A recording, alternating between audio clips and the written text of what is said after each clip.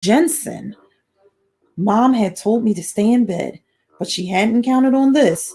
No one on Chickadee Court could stay in bed now. I sprinted down the stairs and opened the front door. Then I remembered my toes and had a good idea. Snow boots. They were by the front door. It took only a second to slide my feet in. Then out I ran, and as I jumped our front steps, I saw Yasmeen bursting out her front door too. On the sixth day of Christmas, the carol sang. Why was it so loud? What had turned it on in the middle of the night?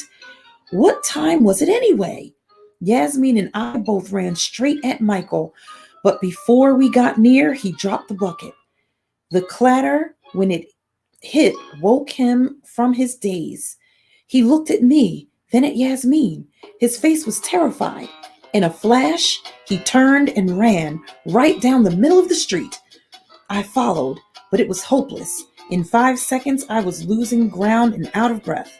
Tall, speedy Yasmeen kept gaining, though. Now they were halfway down the block, racing hard toward Michael's house. Other people were coming outside. I could hear shouting. Then something scary happened. Michael's grandparents' huge van still parked in front of their house. As Michael approached, the headlights switched on. The motor roared. The tires squealed. The van lurched forward.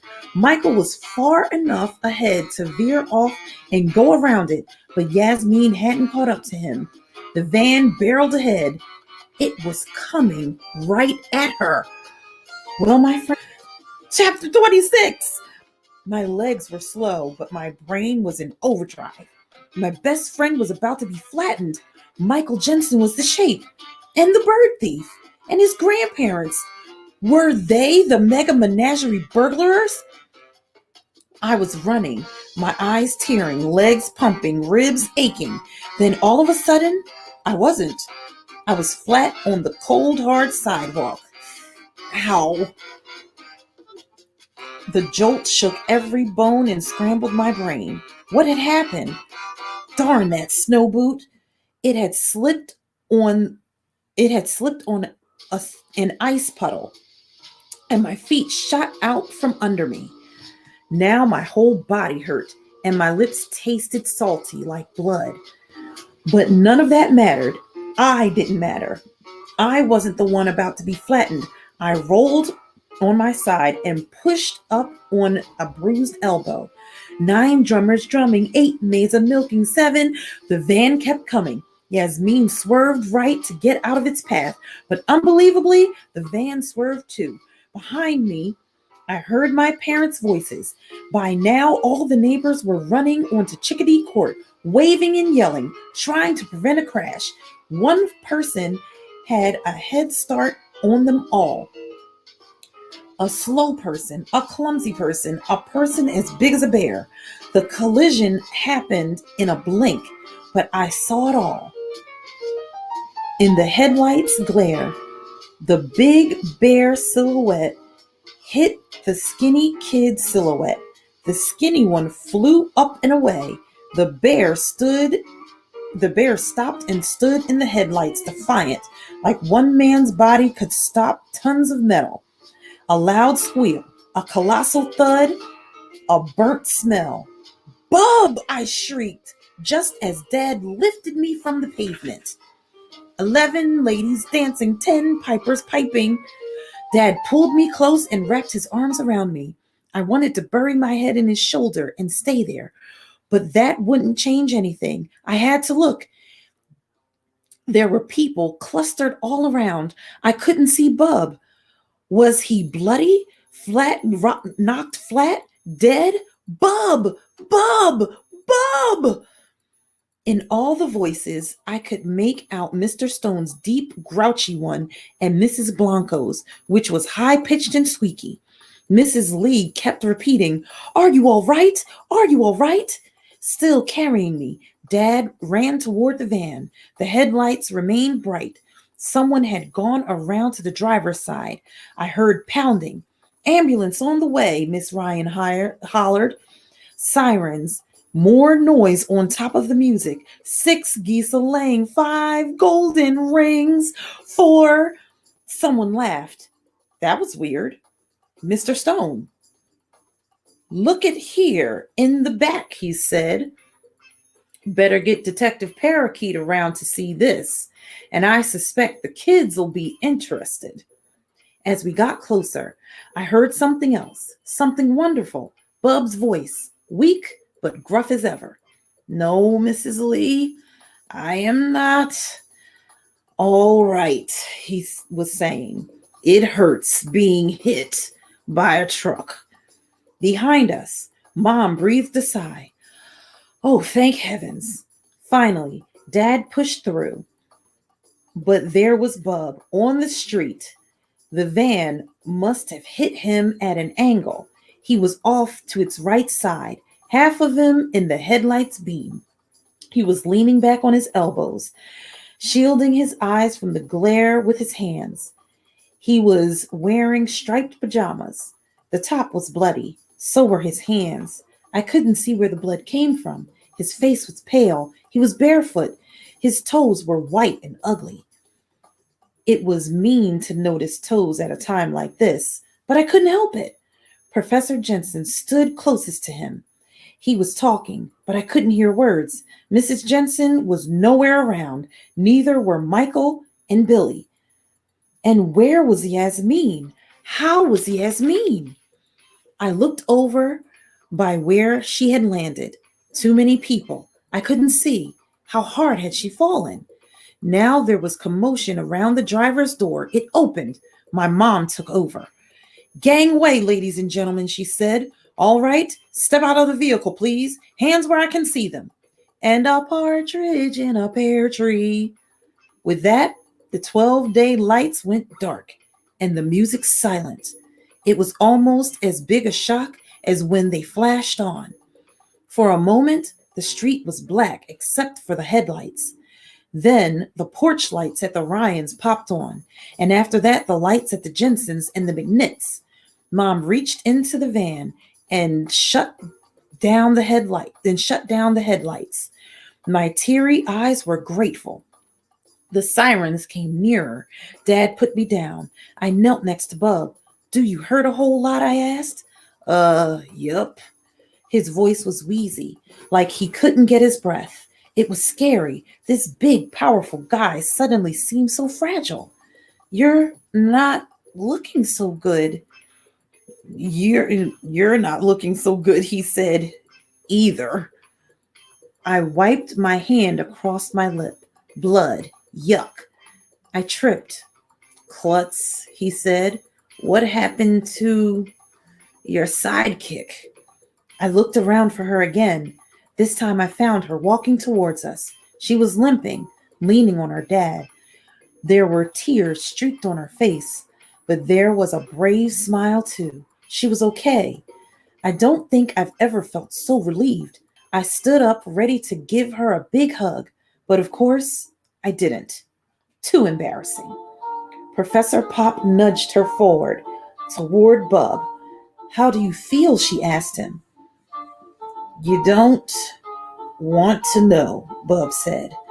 My dad says you saved my life. Bub took one wheezy breath, then two. He shrugged and grimaced. Better me down here than you. Yasmeen's teary eyes brimmed over. I'm really sorry, she said. Are you going to? Bub shook his head. No, I'm not going to, he said. And don't you be sorry. The darn driver should be sorry. Which reminded me, who was the darn driver? I looked up at the van. There was Mom, helping whoever it was out. Now I saw. It was Michael's grandma. I recognized her happy face sweater. What kind of grandma tries to run over children in the street? Mom slammed the van door, which made Michael's grandma jump. With Mom holding her arm, she walked toward the sidewalk. Couldn't see Grandma's face, but from the back she looked shaky, slow, and small. I didn't see Grandpa at all. Now the sirens got even louder. The ambulance had turned the corner onto Chickadee Court. Right behind it were fire trucks and 2 police cars. Every one of them wailed. We couldn't hear each other talk. The red lights made everything flash pink. The ambulance pulled alongside the van. It had barely stopped when 3 guys sprang out, 2 carrying a stretcher. From radios blared a lot of official-sounding talk, code numbers and car numbers. I put my hands over my ears. It didn't help. It was the loudest night of my life. "Out of the way, please," hollered the ambulance guy. "Give the patient some air. All right now. What have we got?" The other ambulance guys hooked Bub up to wires and tubes. It seemed like no time till they had slid him into the back. Then the sirens wailed again, and the ambulance rolled away toward the hospital. I was worried about Bub, afraid for him. But soon I was distracted too. There had never been so much action on Chickadee Court. Chapter 27. Yasmeen and I took a place to sit on the sidewalk and watch. Police swarmed everywhere. Firefighters herded people farther away from the van. A patrol officer put yellow police tape around it. More officers were asking the neighbors questions. This was kind of funny, I thought. Here were Yasmeen and I, the only ones who knew what had happened and why. Nobody was asking us anything. "We should have figured it out sooner," Yasmeen said. "Remember by the McNitts tonight when Michael said, 'Pink eyes'?" I nodded. "I know." "Shoot," Yasmeen said. "I hate it that you're as smart as me." "Get used to it," I said. "But I only figured it out just now. You can't see the calling bird's eyes unless you're close to it. That's what Mr. Stone told us. And the only person who got close to the bird was the bird thief." "Ergo," Yasmeen said, "Michael was the bird thief. Remember how he's been yawning so much? Oh, and he was subbing on that paper route. I bet it was easy to swipe birds while he was delivering newspapers in the dark." "Right," said Yasmeen, "but there's still one thing I'm confused about. The milk bucket. Why did he go back for it?" For once I knew something she didn't. "Because he thought the mice were still in it," I said. "The ones from last night. That's where he hid them when I was chasing him.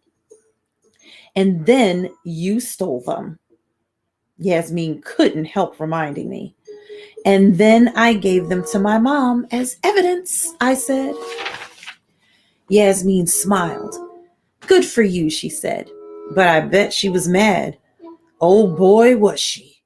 Anyway, so Michael followed the treasure map, and the treasure map was made by Grandma. We said it at the same time. "What about Grandpa?" said Yasmeen. "Don't know," I admitted. But I bet he was involved too. Even as tough as Grandma is, I couldn't see her robbing Mega Menagerie. And those other stores too, don't forget. Right, I can't see her doing that all by herself. So Grandma must have hidden a few of the stolen mice in the birds for Michael to find, Yasmeen said. Weird. Yasmeen shrugged. Maybe not. Even criminals love their grandkids. She was trying to give him some fun, a Christmas present.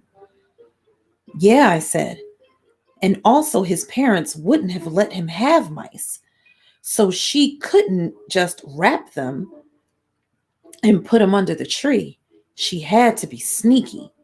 Yasmeen nodded. But isn't Michael kind of old to play with mice? How can you say that? I said. Mice are for all ages. And anyway, you know how grandparents are. They think kids are babies practically forever. But I've got another question. We know it was Michael who put the calling bird in the Sakura's bird bath. But why? I don't get it. What about this? Yasmeen said. What if you scared him last night and he thought he had to do something fast to throw you off the track? So, what he did was put the calling bird at the Sakura's house. He knew Billy would see it when he went over today. I nodded. I get it. Knowing Billy, Michael could be sure that the information would get spread around, and everybody knows about Sophie. I feel sort of bad about Sophie now, Yasmeen said. Nobody should assume another person's a thief just because they're different. Well, troublesome. That's what we all did with Bub, too. I wasn't worried about Sophie. I was too busy feeling bad about something else. I shouldn't have put Yasmeen on the list of suspects. If I couldn't trust my best friend, if I couldn't trust my best friend, who happened to be a girl, who could I trust? Detecting was not only hard work, it was dangerous too. It made you too suspicious. If I ever did any more detecting, I would have to watch out for that. So now there's only one mystery left, said Yasmeen. There is? Hello, Yasmeen knocked on my skull. Do you remember? We still don't know what's in Bub's bathtub. By now, the street had quieted down. So when the police car engines turned over, we jumped. Through the back window, I could see... Oh, wait a minute. Sorry, something popped up. We're almost done. We are almost done. Oops. Sorry. All right. Where was I?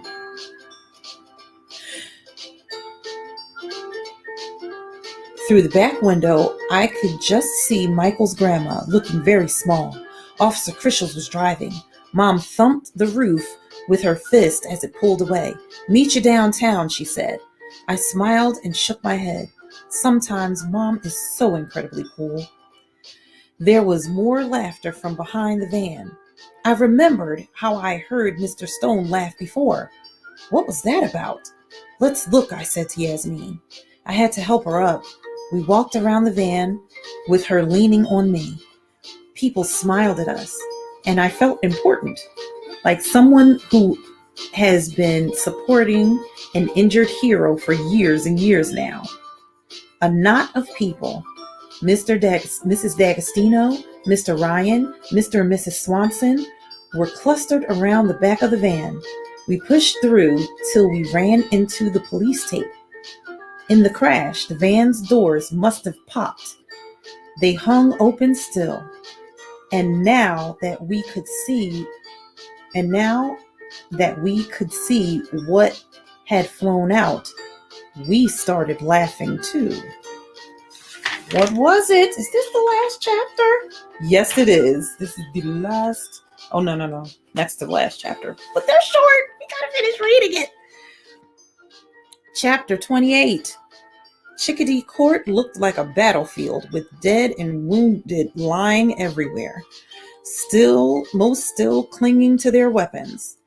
It might not sound funny, but it was, because these soldiers had big pink ears. Seeing a billion super macho military mice all at once, I couldn't help it. I felt a surge of greed. Why not scoop up a few? But my greed didn't last. I knew I couldn't actually steal them. I had found out that guilt made stealing not worth it. I wondered about Michael's grandma. She had stolen all those mice, and she was old. Hadn't she ever learned about guilt? Or maybe she didn't feel any. If you didn't, does that mean you don't have a conscience? If nobody had a conscience, where would the world be? Just a moment.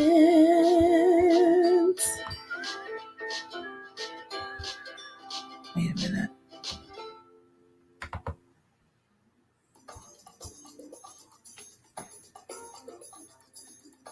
Well, one thing, nobody would put up Christmas displays.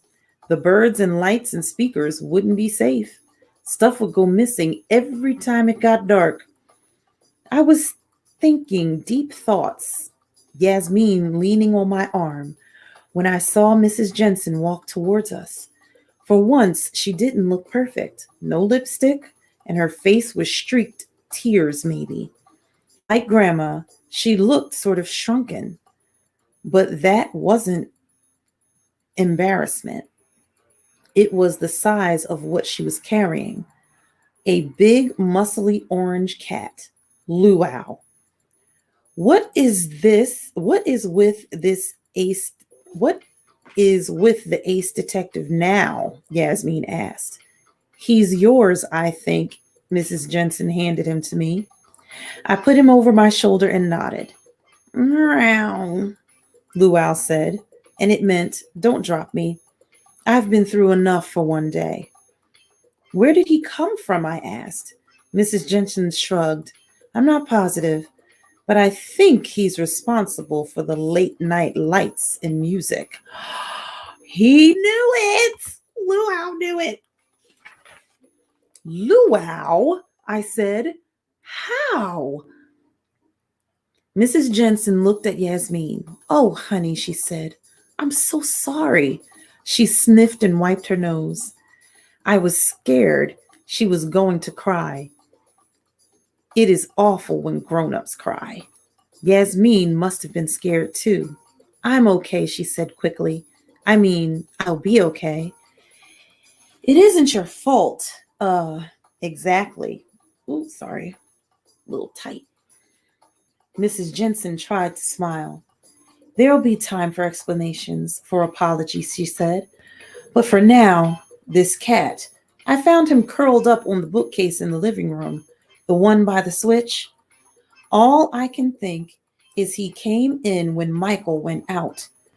Then he jumped up and his tail brushed it, something like that. It's rather funny, isn't it? I mean, oh dear, if any of this is funny. The cat woke up the whole neighborhood. Then he fell fast asleep. Chapter 29. You might think I could have slept in the next morning. I mean, it was almost dawn when I collapsed into bed. It was Christmas Eve.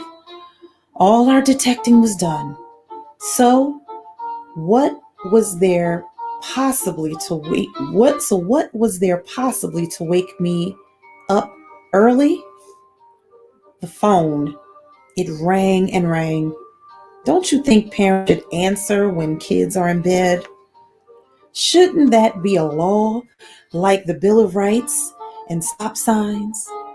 Anyway, my parents didn't, and the ringing didn't end till the machine picked up. I rolled over. The ringing started again. Maybe it was the hospital. Something to do with Bub. Hello, I yawned into the receiver. Is Bub okay? But it wasn't the hospital at all. It was Stan, the news guy from TV. He had called Yasmeen already, but she said she wouldn't talk to him unless I was there too. She said we solved the case together, and it was only her dumb luck that she was the one that got almost run over and became a hero. You never saw anybody as happy as Stan when he came to interview us later. It was a once-in-a-lifetime Christmas story, he said. Heartwarming, funny, with just that holiday dash of pathos. I didn't know what pathos was either. Yasmeen told me sadness. So why didn't he just say sadness? Anyway, the stories will be all over the paper tomorrow, and they've been on TV and radio and web today. Elderly hero risks life, saves child. Reckless driver arrested as mouse thief. Who stole the 12 days of Christmas? Ask Grandma. By the end of the day, practically everybody on Chickadee Court had been interviewed.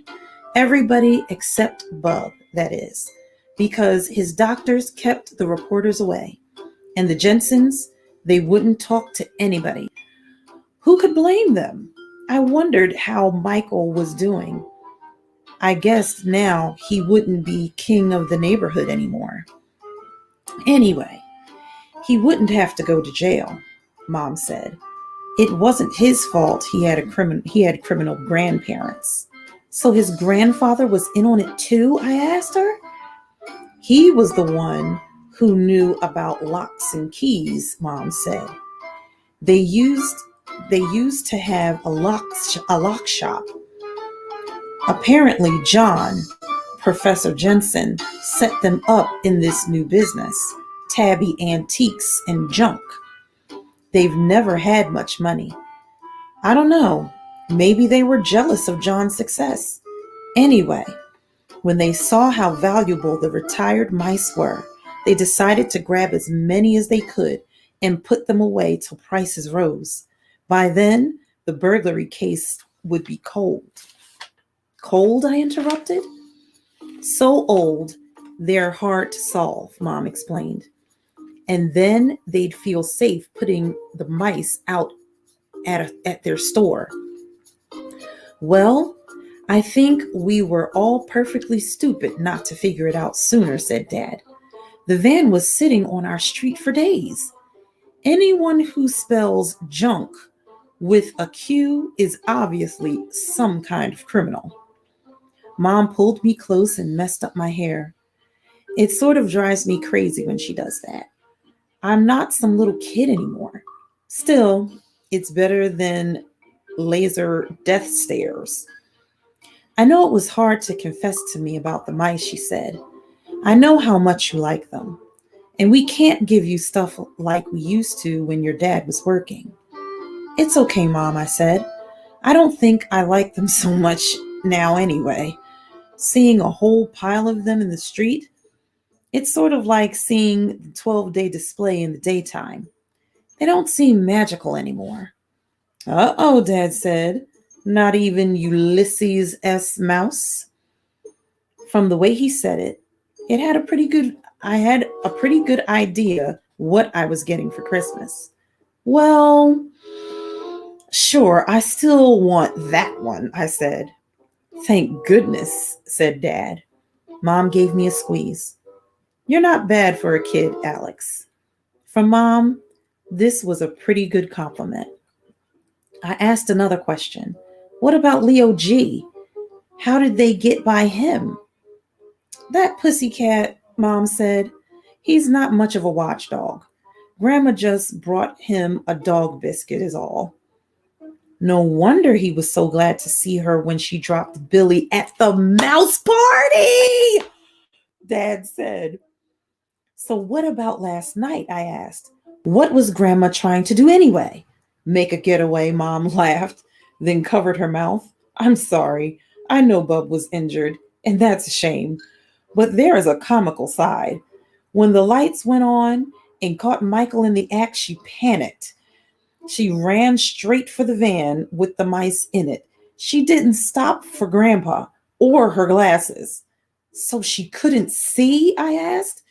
She wasn't trying to hit anybody. At least that's her story. She never saw Yasmeen at all, only Bub, and she braked as soon as she saw him. You will never believe what we did that night, Christmas Eve. We celebrated at Bub's house with a traditional Polish Wigilia, which is pronounced Vigilia. Oh, because it's Polish. And the Poles are almost as bad spellers as the French. My dad thought Bub was crazy when he called from the hospital to invite us. Excuse me, Dad said, but aren't you the guy who was mowed down by a 5-ton motor vehicle in the middle of the night? Yup, Bub said, but they're springing me at 3 o'clock. So long as you're in one piece, they don't let you lie around. Bub, forgive me for saying so, but you don't sound so good. Clean bill of health. Bub said. Anyway, my niece Jo is doing the work. I'll just sit on the divan in the splendor, befitting a hero. Joe invited Yasmeen's family for Vigilia too. Yasmeen got permission, but her parents said no thanks. They said Jeremiah couldn't be trusted to behave at a dinner party. Mm-mm-mm. Wow.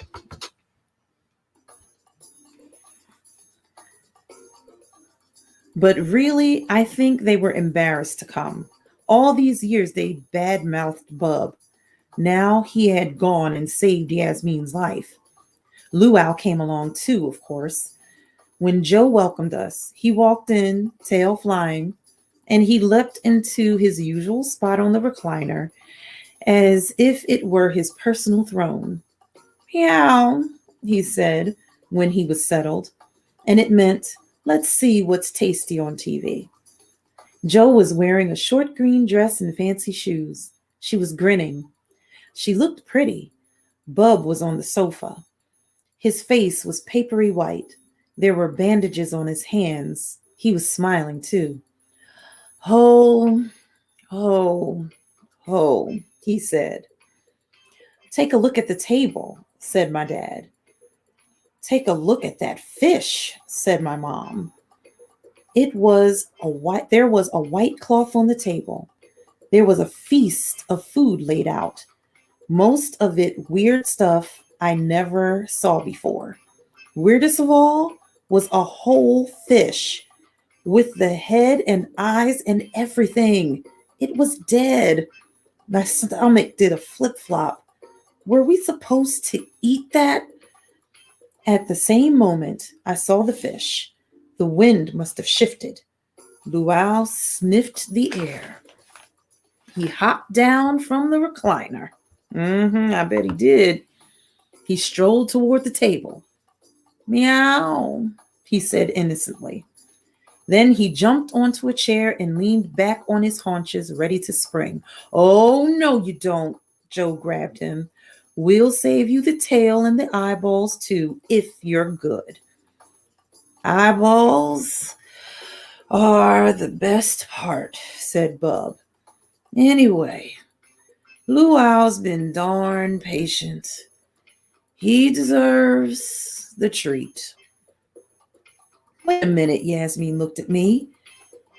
Is it the fish that was in the bathtub? Bub nodded.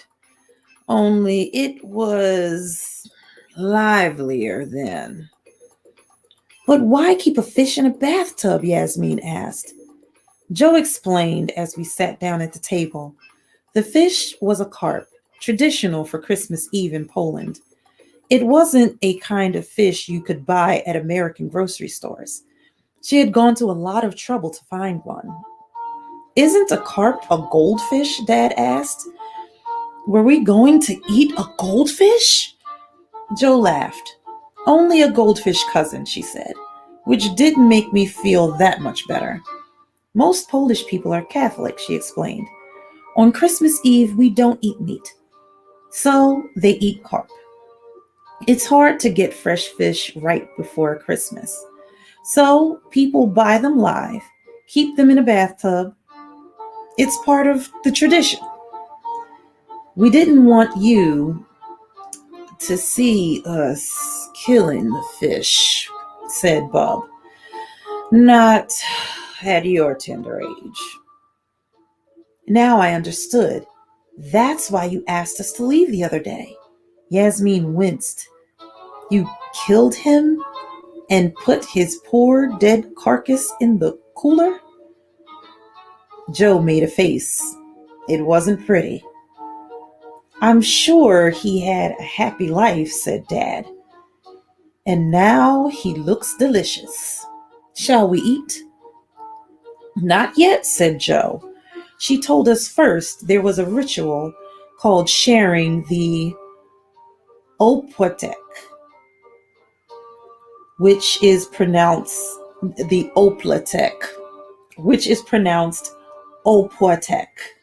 Opotek was a very thin cracker with Christmas pictures stamped on it. What you do is wish each person something special, then trade pieces of cracker. I thought it sounded stupid, but it turned out to be nice. Mom wished me to stay a great kid. Dad wished me to stay helpful around the house. Joe wished me to be a good friend to her uncle. And Bub wished me a long and happy childhood. Then it was Yasmeen's turn. I wish us both another mystery to solve, she said. You're kidding, I said. Was that the last thing I wanted? Wasn't that the last thing I wanted?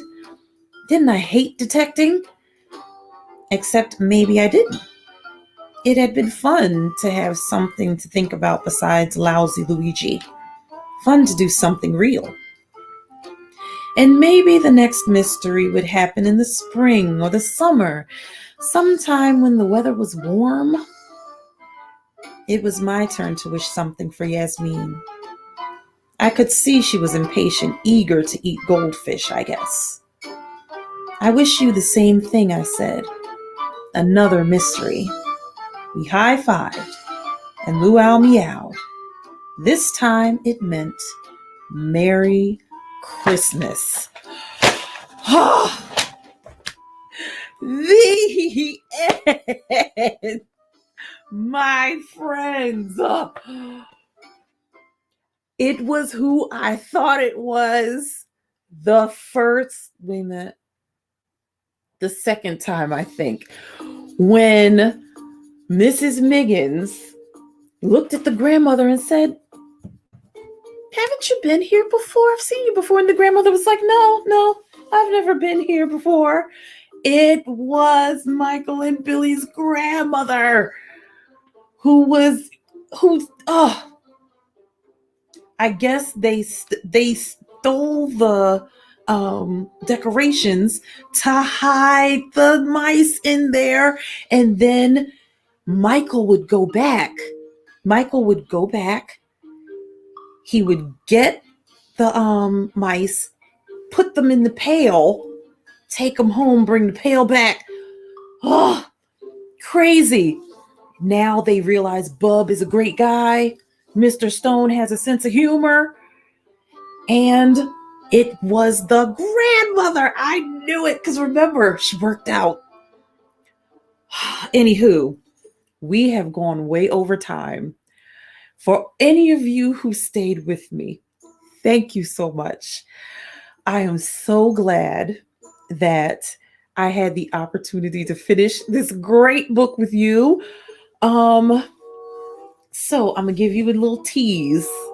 The next book coming in January, okay, is by the same author. I'm not going to tell you the name of it, but it is a mystery. It is. So, with that being said, thank you so much for those of you who stuck it out and listened to the end of the story. And for those of you who didn't, I hope when you watch this that you enjoyed it and had a great time. I apologize for my flubs. Do know that hopefully by January the 6th or a little after, I will have my new specs, which will help with the reading, okay? Because sometimes, as I told you, I got a little astigmatism. So my eyes sometimes get a little lost in the sentence. But with all of that being said, this was an awesome story. So glad I got to share it with you.